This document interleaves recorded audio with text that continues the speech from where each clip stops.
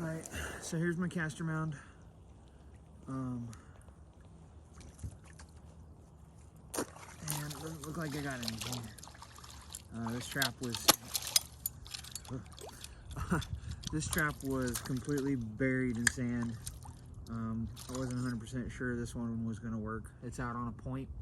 I was hoping that it being out on a point would get the scent to go one way or the other a little bit more, and it just looks like the whole thing got washed in with sand.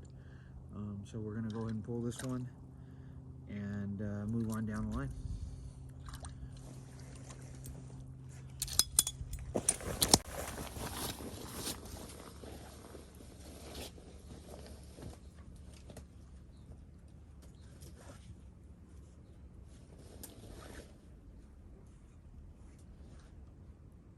So here's my caster mound.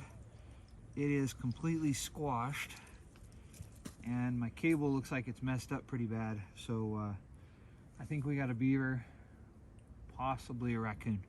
So let's pull it up and see what we got.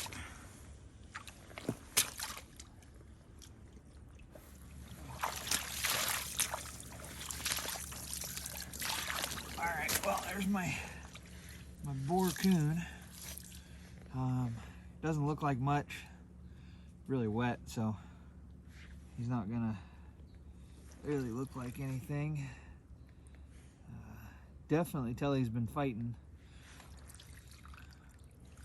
It is their rut right now, so been breeding sows and stuff and fighting other boars, but he's got a big old gash on the side of his head.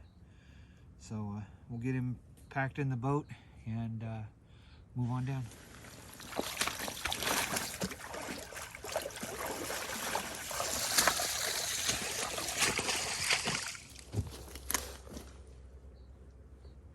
Alright, so I have a 330 on a banked in here, and it looks like we got a little beaver.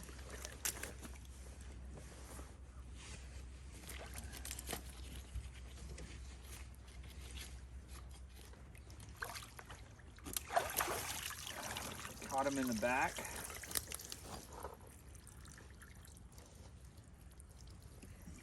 So we'll get him stored away and move on to our next set. I think I have a couple more 330s and then caster mound. I do want to give a shout out to OtterCat for recommending the Loctite epoxy, marine epoxy. I was able to patch my boat and get it back and running, but I have another issue with it now, and so that's why I'm pulling all my sets. I'm not going to be able to get back out and check them, and they say boats are lots of headaches. Well, I'm getting the headache part now. So yeah, we'll move on down the line. All right, so I got a 330 here, and it doesn't have anything in it. I have a mink box. Looks like my mink box got robbed. I had a set of beaver feet, and then I also had a few mice, and the mice are gone and the beaver feet are out. But on the other side, I have a 330 over here, and it looks like we got another small beaver. So I'll get him pulled out and get a little better look at him. This one looks like it's a lot smaller than the other one. So yeah, we'll get him pulled out. All right, so there's my little beaver. Not a big one, but you know, it's a beaver. So on a Duke 330, this is just a regular 330, so it's the 10x9. But yeah, we'll get him stowed in the boat and we'll move on. I got a few more sets and then we're done for the day. All right, so we got my caster mound here. My cable is messed up again. Pulled in a couple different directions. So I would be willing to bet this is another coon, but we'll see.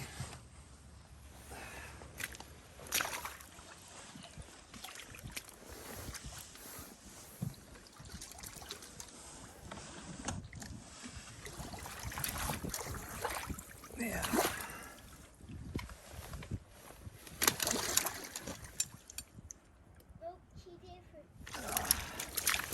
All right, there's my big beaver. A few days ago I was at my local sporting goods store, and they had one of these Bridger number 5s, and I know that most guys are using those for beavers. Like I said, you don't need a big trap, but I wanted to try one and see how it would perform. And I mean, here's my result. I got a big beaver, front foot catch, and yeah, so we'll get on down. We'll get this guy in the boat and get on down the line. And I think I got one more set this way, and then I got one closer to where we're putting the boat in at. So we'll go ahead and get this guy in the boat and move on. All right, so here's today's catch. Was able to land one big beaver. I got 2 smaller beavers. One big boar coon. On the way back to the boat ramp, I ended up picking up a porcupine, and then I caught my very first rat in one of my colony traps. Caught my first rat in a colony trap.